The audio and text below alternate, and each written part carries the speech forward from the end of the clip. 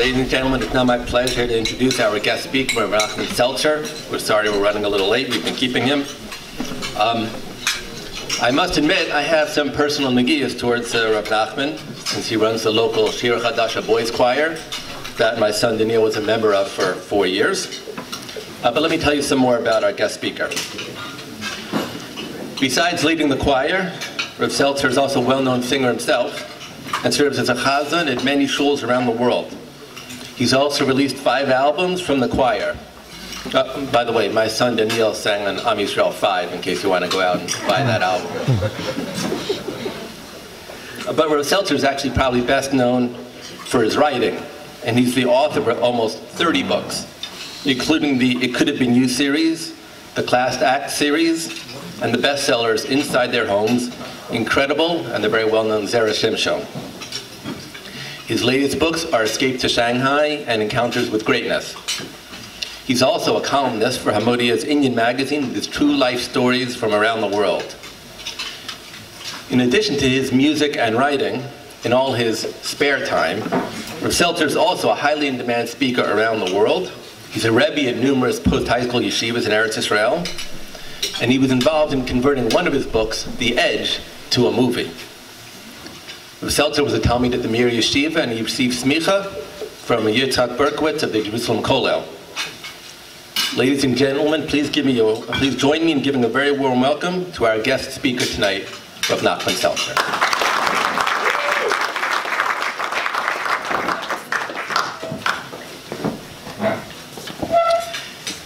Thank you for a very warm introduction. It was very nice having Daniel in the choir for so many years. He's a very special boy. We hope you see a lot of nachas from him. That's a kehila. Okay, so what a beautiful evening. I didn't know what to expect, and I have to say I'm very, very pleasantly surprised in a very good way. And I didn't know that much about the shul, although my shver is a member in the shul, Rabbi Reuven Bodenheim, and he said the regards to everybody. He's a gimel, so it's very hard for him to get all the way to here, but he said some regards. And so last Thursday, I just came back from America, and I was working on a project, writing a book about Rebbetzin Yungreis. Ahavas Shalom.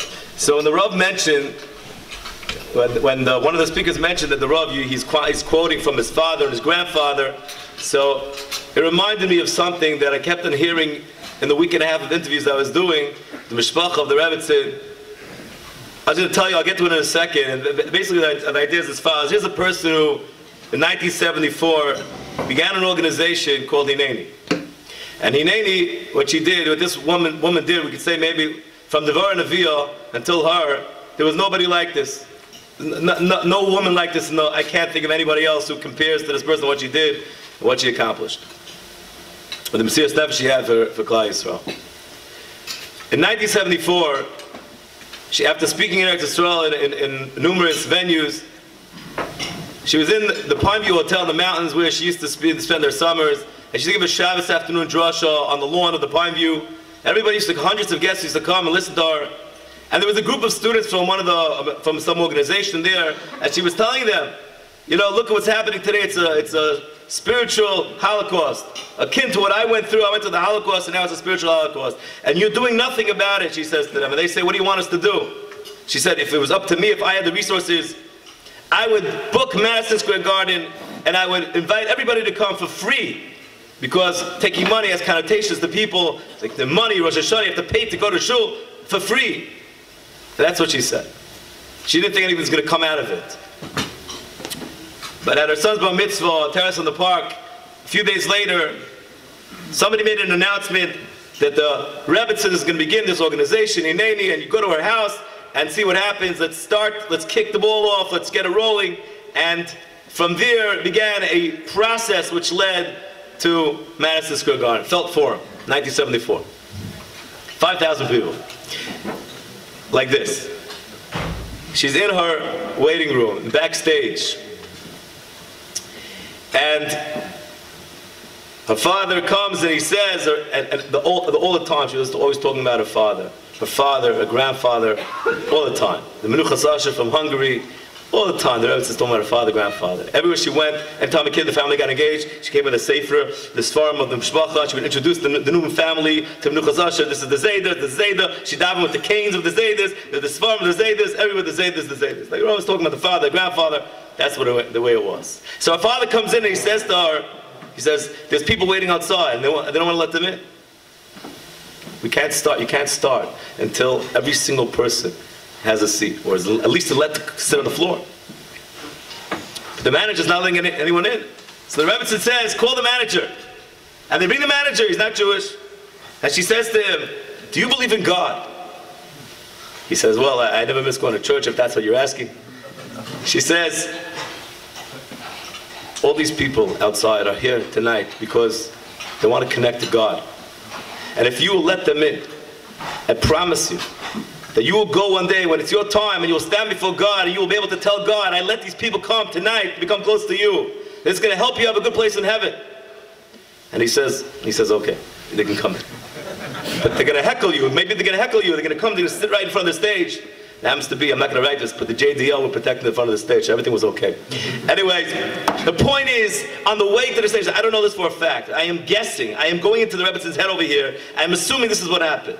Nobody knows. Nobody. I know that. I'm just feeling this is what happened. She's walking from backstage to give that speech, that legendary speech, never before done, 1974, in Madison Square Garden, fell form. Whoever dreamed a frum woman would get up with the Haskam of Rav Moshe Feinstein, who she went to ask for a bracha, and he said, I'm giving you a bracha, not just giving you a bracha, I'm sending my Talmidim to help you with the event. Rav Henkin, the Satmar Rebbe, everyone gave her Haskamas, everyone gave her brachas. And she's walking and she's thinking, what is she thinking? And this is what I'm thinking she's thinking. As she's walking from that short journey from backstage to front stage.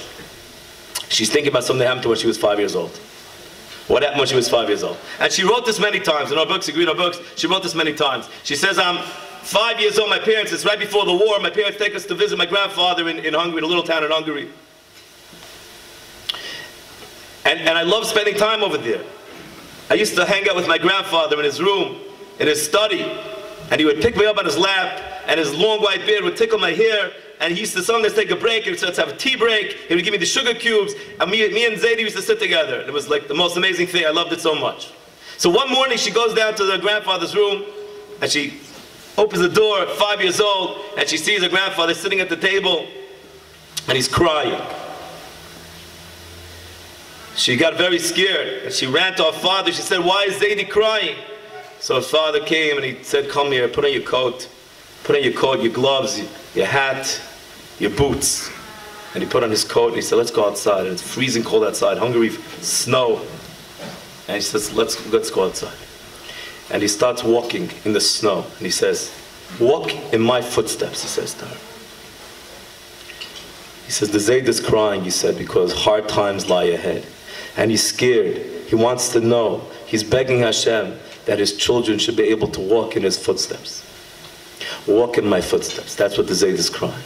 And this is something she never ever forgot. Her whole life, she always talked about walking in the footsteps of her grandfather. And I am almost positive, okay, I can't tell you 100%, but I'm almost positive that as she walked from backstage in Madison Square Garden to the front stage of Felt Forum 1974, she was thinking about walking in the steps of her grandfather. I can't tell you 100%, but that's my feeling on this. I want to tell you one other story before I get into tonight, because the theme of tonight is what it means to be an Imeshkechech Yerushalayim Jew, a Jew of Mesiras Nefesh, a Jew like Mordechai Tzaddik. Her daughter told me, I went to visit her daughter, I was interviewing her daughter, she told me I went with my mother to Lebanon, in Beirut. We went to visit all the army-based outposts during the war, the Lebanon war, and we're going all over the place, from outpost to outpost in Jeep, mamish for days, giving out things to the soldiers, being mechazik the soldiers. And along the way, it comes over on the two-way radio, the army radio, Prime Minister Menachem Begin wants to see the Rebbetzin. So after another day and a half, we turn around and we drive from Moshe Nikra to Yerushalayim, we went to the hotel, take a shower, and then go visit the Prime Minister. We had a very nice conversation, I'll write about the conversation, very nice. And after the conversation with the Prime Minister, again, from all over Lebanon to the Prime Minister's office, suddenly over the radio comes another request from the ladies' jail in Ramla for the Rebbetzin to come speak to the prisoners. And the soldier gets it, the officer says to her, listen, you don't have to do this. You were just all over Lebanon. You just met the prime minister. You don't have to go sit in a jail with a bunch of criminals. And the Rebbe says, what are you talking about? I go everywhere. Everywhere they want to hear me talk, I go. Of course we're going to go. But she doesn't know what she's going to say. She says, and as they're going into the prison, and there's a courtyard, you walk through the gate, there's a courtyard, all the prisoners are sitting on the courtyard, and they're sitting like this. They have this like attitude, and they're looking like, what's this lady going to say? What's she going to say to us? And as they walk inside, there's a little metal bar on the floor.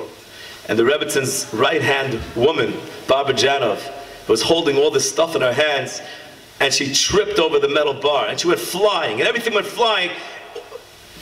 Sheitel, Zachin, everything went flying all over the place. She trips, it was embarrassing. And everyone's looking at it, and the Rebbetzin said, see this woman, Barbara Janov, she's my assistant, my executive assistant. She runs my organization. Concert violinist, tremendously educated, unbelievable person. You know what just happened to her? She tripped. She fell. You know what she did? She got up. Every single person, even if you fall, and no matter how far you fall, you can get up again. Her daughter told me, the girls, they wanted to daven, they didn't know what to say. One girl came over to her with a note. She said, can you do me a favor, can you bring this note and put it in the kaisel for me? And she said, of course, I'll be happy to do that. And the girl said, but I don't know if I know how to daven, she said. I don't know, I have never davened. I don't know, maybe what I said is just it's the wrong thing. Could you open up the note, look inside, tell me if what I said is okay. So she opened up the note, and there were 3 words written inside. And it said, Abba, tislach li. And she said, it's exactly what you need to write. My point, and this is my hakdama, is that this is a person, and the book is going to be very interesting, it's going to be a tremendous book, but about a person with tremendous mesiras nefesh. Her whole life was mesiras nefesh. And that's what I want to get into tonight, because this is a theme of what I want to talk about. 2 questions we begin with. Question number 1, the Megillah says, Ish Yehudi haya b'shusha Rabirosh, Mordechai ben Yair b'Shimi ben Kish, Ish Yemini, and everybody asks, what was he? Was he Ish Yehudi or was he Ish Yemini? It's a famous question, and they give different answers. I'm going to try to give a different answer tonight, a little bit of a chiddush of an answer. What was it? Question number 1. Question number 2. Yosef Tzaddik is sitting on the throne of Mitzrayim, and the brothers come to see him, and they're begging, and here comes Binyamin. Yosef manipulated the situation that Binyamin should come to Mitzrayim to see him. And when he's finally standing in front of his brother, Yosef says to Binyamin, tell me about yourself. How old are you? Are you married? Binyamin says, yes. Do you have children? I do. What are their names? And Binyamin tells him the names. He says, Namon, Echi, Roy, Shmupim, Chupim. And Yosef says, what kind of names are these? These are such funny names. And Binyamin says, I'll explain to you what the names are. I'm going to come back to this. So these are our 2 questions that we begin. Number 1, what's Ish Yehudi, Ish Yemini? And what are the names? What's the connotation? What's the significance of the names Binyamin chose to give his children? The Gemara in Masechta Megillah relates, the students of Rosh Bar Yochai asked their teacher why the Jewish people living in the days of the Purim story, why they were chayiv, why they deserve to be destroyed, to be annihilated completely. So Rosh Bar Yochai is the Rebbe, and he says back to them, what do you think? You must have given some thought to this. What do you think is the reason the Jewish people were chayiv to be destroyed? So they said to him, because the Jewish people enjoyed themselves at the Sudas Achashverosh, they went to the Suda of Achashverosh, they enjoyed themselves, therefore they were chayiv to be destroyed. So Rosh Bar Yochai said to them, that explains why the Jews of Shushan should be destroyed. But why the Jews of the entire world? What did they do that was so bad? So the students didn't know. They didn't know the reason, and they said, tell us, Rabbeinu, tell us. And he said, I'll tell you why. You know why? Because the Jewish people bowed down to the statue in the days of the Nebuchadnezzar. That's the reason that everybody was chayiv destruction in the time of the Purim story. So what's the reka, what's the background to this situation, to this story? 45 years earlier, Nebuchadnezzar erects a statue in the valley of Dura, and he orders the population of the world, all the people in the world, to come and bow down in front of the statue. And Nebuchadnezzar is the king of the world, and everybody in the world has to come do this. Even the Jewish people. And the Jewish people bow down. And everybody bowed down except for 3 people. Hananiah, Mishael, and Azariah didn't give in. They refused to give in to the pressure. So Rav Shimon Bar Yochai Tabitha said the following, wait a second. If the Jewish people bowed down to the statue, they should have been destroyed for real. How come HaKadosh Baruch Hu agreed to drop the charges? They bowed down to Avodah Zarah. It's one of the 3 cardinal sins. How come HaKadosh Baruch Hu agreed to rescind the decree? That was the question they asked their Rebbe. So Shimon Bar Yochai said, no, they didn't really mean it. They were just pretending. They had no choice, so they pretended. So what's going on? What's this Gemara telling us? What's going on? What is the fact that the Jewish people bowed down to a statue 40 years before the story of Purim? After what happened 40 years later, what's the connection? And if the Jewish people actually bowed down to the Nebuchadnezzar statue, they should have been destroyed. How come HaKadosh Baruch Hu lets them off the hook? So what's going on over here?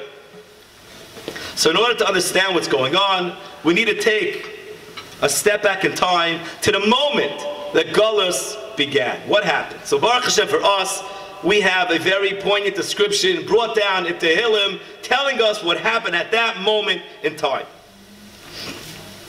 Chapter 137 in Tehillim Al Naras Bavel is a description of Klal Yisrael on their way into exile. Klal Yisrael refused to make peace with what's happening to them. And this is what the Tehillim says. By the rivers of Babylon, we sat and wept as we remembered Sion. There on the willow trees, we hung up our harps. For there our captors asked us for songs. Our tormentors for amusement said, sing us the song of Sion. What did the people respond?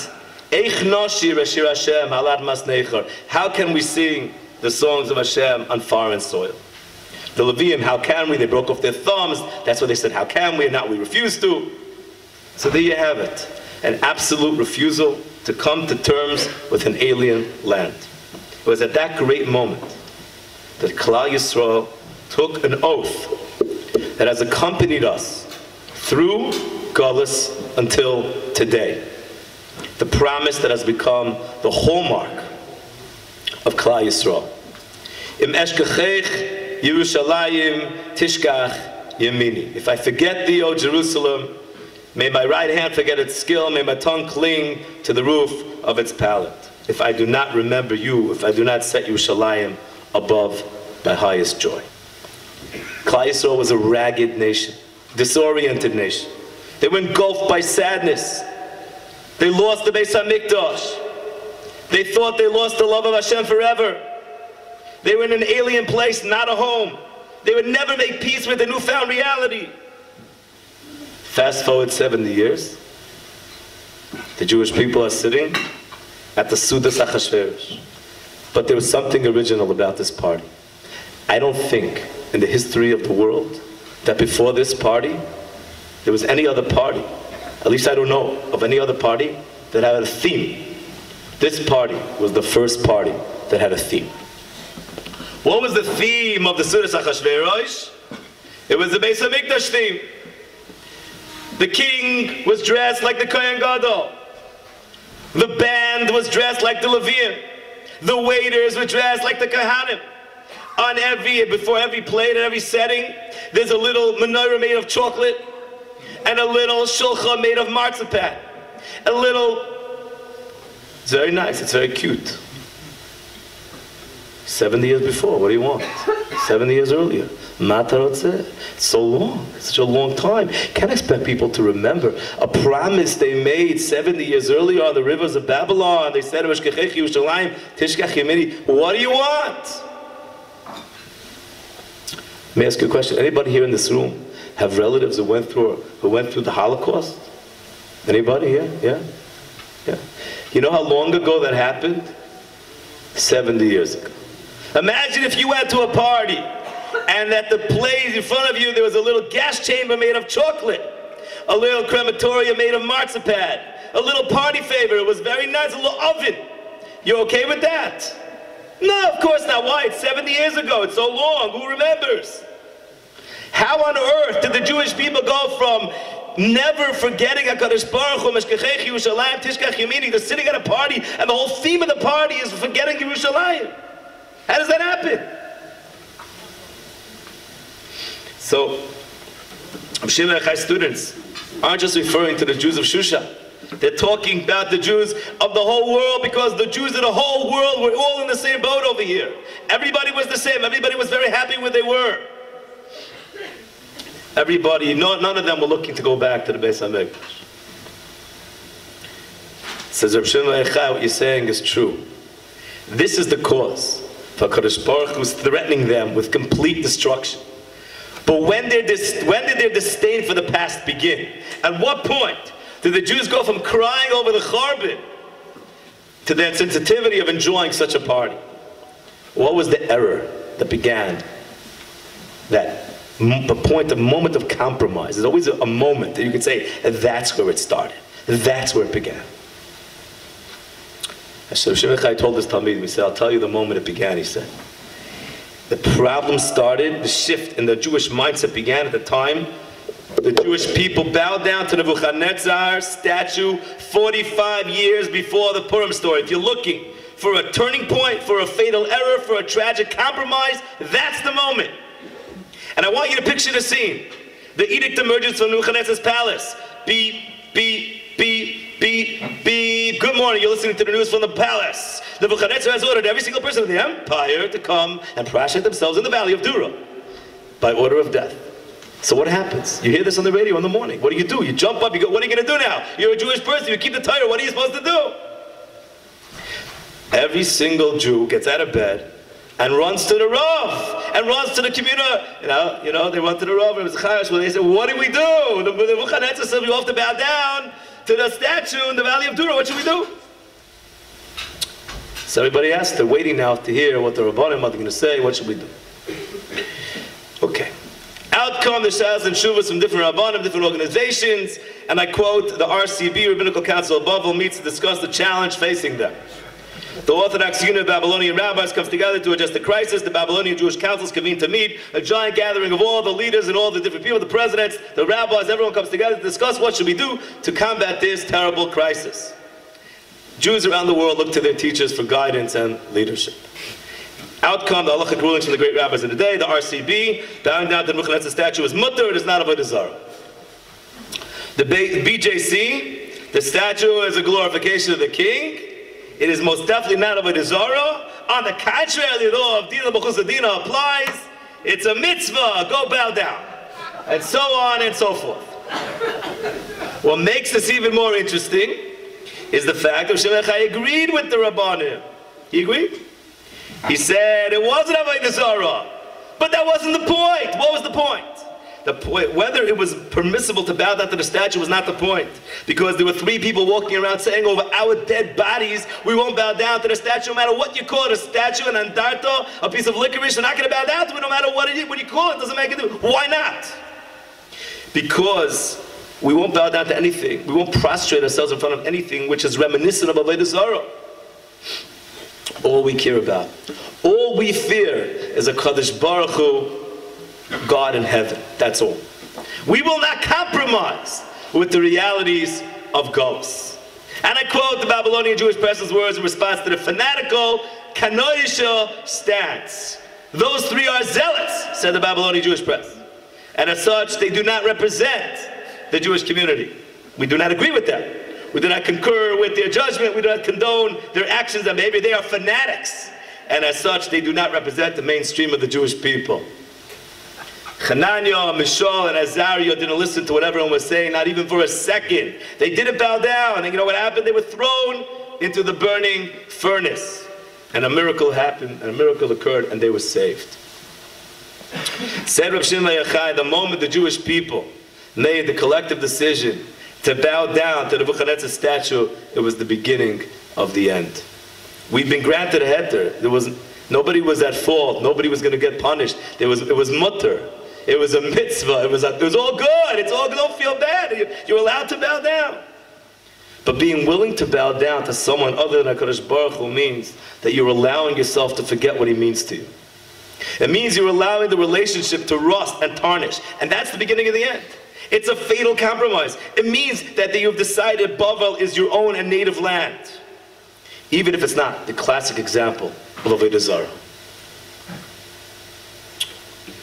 I want to tell you a story. I heard this years ago. A friend of mine in the Mir Yeshiva came over to me and he said, it was Simchas Torah. And I was in shul, and I see, as the davening ends, an old man gets up to say Kaddish.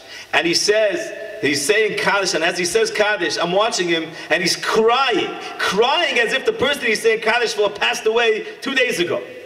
And I look at him, I don't understand, who's he saying Kaddish for? This person is so old, he must have, whoever he's saying Kaddish for must have died like 50 years ago. Who was he crying for? So after davening, I went up to him, he says, and I asked him, excuse me, who were you saying Kaddish for? And he didn't want to tell me, but I kept on pushing him. This guy had no social skills whatsoever. And he kept on pushing this old man until the old man gave it. He said, I'll tell you the story. And I told him a whole long story about 6 boys from a small town in Europe. And how they were taking this group from place to place, from ghetto to ghetto, and eventually from one concentration camp to another concentration camp. And eventually, I'm not going to go into the whole story now, but they were taken out. The point of the story is the following.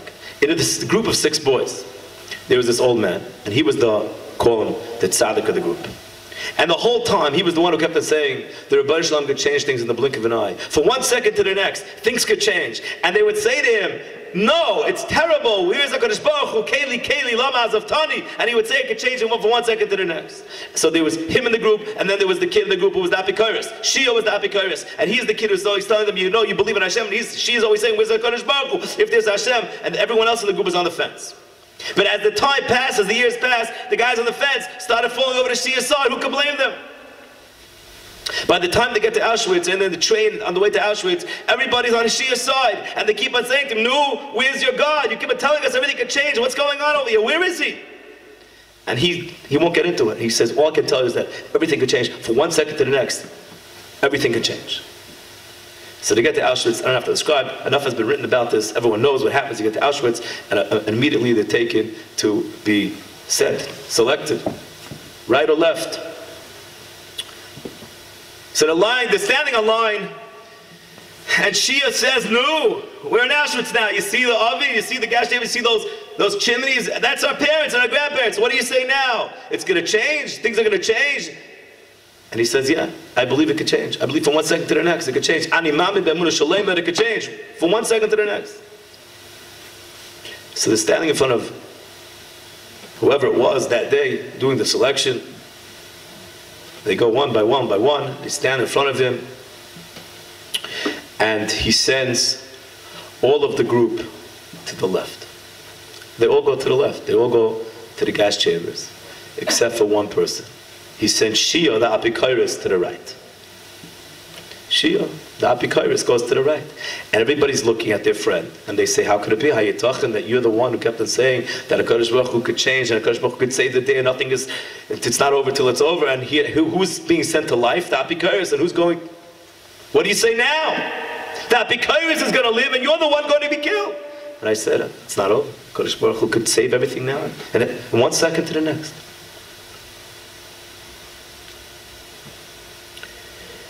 Was standing in front of the gas chambers.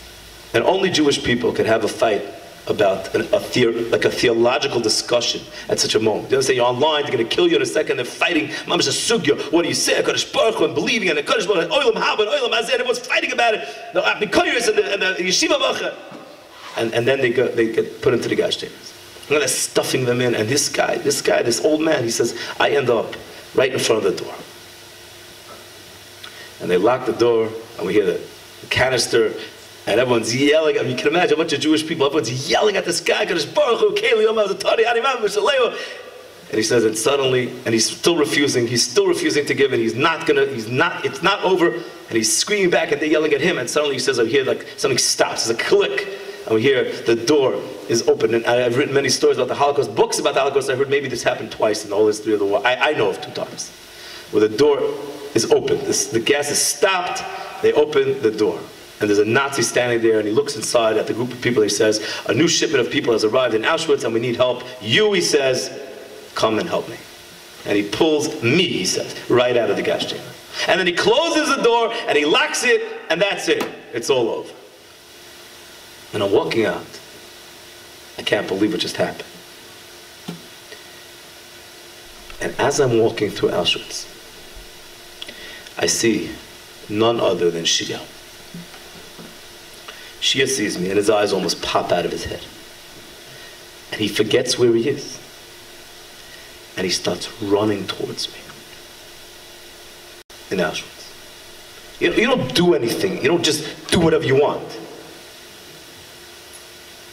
Somebody told me on a trip a few months ago, he said his father was a Maidanik. And a Maidanik, Amon Gath, was the commandant, the disciple. And Amon Gath used to stand on his balcony and shoot people for target practice. That was his every day. He would stand on the balcony. He says, my father's job every day would go down a quarry with rocks, and you'd carry it up and throw it down and carry it up. And there was a boy, the big boy, and he was not overshadowed with the terrible situation he was in, and he whistled. He whistled in Maidanek. And Amon Gath happened to pass by as he whistled, and he said, you're whistling in my camp, and I'm working so hard to instill the fear of God in you, and you're whistling? He says, hang this boy. And they take him to hang him. And they tried to hang him. And he was a big kid. And the noose broke. Amon Gath says, hang him again. So they take this kid, and again they try to hang him, and again the noose breaks. And now the kid says to Amon Gath, again you're going to do it? It's not enough? You tried twice? It's not enough? You can do it again? And Amon Gath says, yes, I'm going to do it again. And this time, if the executioner doesn't get it right, I'm going to kill him too. Get it right. And the third time it works. The person who told me this said, years later I came across a story, a piece on YouTube, he said, of Amon Gath, his final days. And when they caught him and they hung him, he said, and I watched the hanging of Amon Gath. They hung him, and the noose broke. So they hung him again, and the noose broke. And the third time, it worked. Life is a circle. But Shia, back to Auschwitz. And Shia sees me, he says. And he runs. He starts to run, but you don't run in Auschwitz. And the Nazis see him running, and they pick up their guns, and they shot him in Auschwitz as he's running towards me. But he said, I know that he knew, that I know that he knew, that he understood at that last second the truth.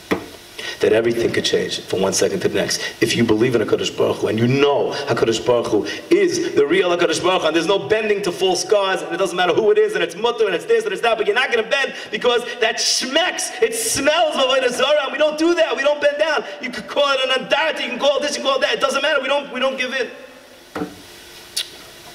That's the lesson that we learned in the Purim story.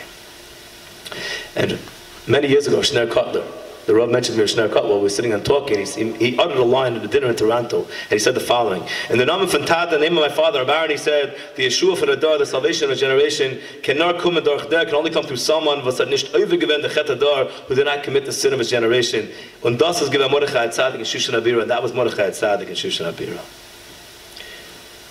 Mordechai lo yichre v'lo yishtachve. Mordechai didn't bend his knee or bow to Haman. Why wasn't Mordechai prepared to bow down when the entire nation had already given in? It was as if Hananiah, Mishael, and Azariah had returned. Mordechai was exhibiting the exact same behavior. He refused to even consider bowing down to anyone other than HaKadosh Baruch Hu. There was nothing to talk about, nothing to consider, only Hashem. And that was why Mordechai was the only person capable of saving the Jewish people and leading them to redemption, because Mordechai was the only Jew walking the streets who did not compromise himself in any way. Now to answer our two questions. So the Megillah introduces Mordechai Yehudi. The famous line we say in the shul very soon, we're going to be at shul on Purim night, we're going to say the line, Ish Yehudi Hoya B'Shushan Abiro Shmoi Mordechai ben Yoel ben Shimi ben Kish Ish Yemini.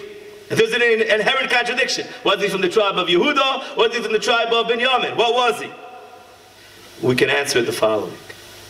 Some say his mother was from one Shevet, his father was from another Shevet. We can answer it in a different way. Mordechai HaYehudi was the one man, the sole individual in Shushan, who remained faithful to the oath taken by the rivers of Babylon.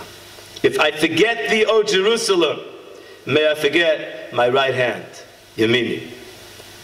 Mordechai was the kind of person that you would ask him how you feel. He would say, how do I feel? I feel terrible. There's no Beis HaMikdash. Sing a song for me, Mordechai. I can't. There's no Beis HaMikdash. How can a person sing when the Beis HaMikdash has still not been rebuilt? For him, Shushan was nothing more than an exile.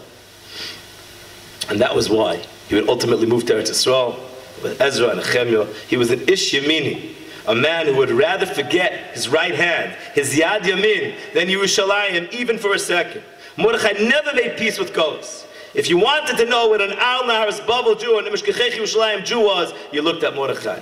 And that brings us to our final question that we asked, the second question on our point. That when Yosef Atzadik was sitting in front of his brother was standing in front of him, and he says to him, how old are you? And he tells him, he says, are you married? I am. Do you have children? I do. What are their names? And Binyamin says to him, my names are my children. Nama, Nechi, Rosh, Mubim, Achubim, and Mubim and Chub, what kind of names are these? Imagine you have twins, you call them Mubim and Chubim. It's Gavaldik. What great names, Mubim and Chub. What's going on over here? What kind of names are these? And he also says to him, why'd you name your children these names? And Binyamin says to him, I had a brother, and all my children are named after events in the life of my brother. And my brother told me to play Kugelach. My brother learned with me. He went with me for walks. We were very close, and one day he disappeared, and I never saw him again. But I didn't want to forget my brother, so I named all my children after my brother. So Yosef says, why'd you name your son Chupim? Because I didn't merit to stand under the chuppah when my brother got married, and he missed my chuppah as well. We had two brothers from the same mother, very close, but neither of us merited to be at our own brother's wedding. And that's why I named my son Chupim. This is the trait of Mordechai Tzaddik, the trait of Binyamin, to never ever forget who HaKadosh Baruch Hu is, to never forget the important things in life. And so I leave you off with this message. I see, Baruch Hashem, I'm speaking to a shul who doesn't forget this message, who knows what HaKadosh Baruch Hu is, who knows what Mesiras Nefesh is, to remember all the Mesiras Nefesh of the people who came before us, and the people who are with us, and the people of Klal Yisrael, who when the knock comes to them, they say yes. And I think what the honoree of the dinner was telling you tonight, and what the Rav is telling you all the time, is that there are people who are Moshe Nefesh, and there's so many people who are Moshe Nefesh for the Kehillah, for the community, for Klal Yisrael. And what they're saying is when the knock comes to your door, and maybe it's not something you want to do necessarily, maybe it's something which is hard for you, because why would the knock come if it was easy? Obviously, Kadosh Baruch is not going to ask us to do something which is very easy. When the knock comes, they're saying, are you going to be an Mishkechech Yerushalayim Jew and say, Kadosh Baruch, I'm there for you, I'm there, I'm ready to take Mesiras Nefesh. And that's what Hashem wants from us, to be an Eshkechech Yerushalayim Yid. A Feilichin almost purring to all of you.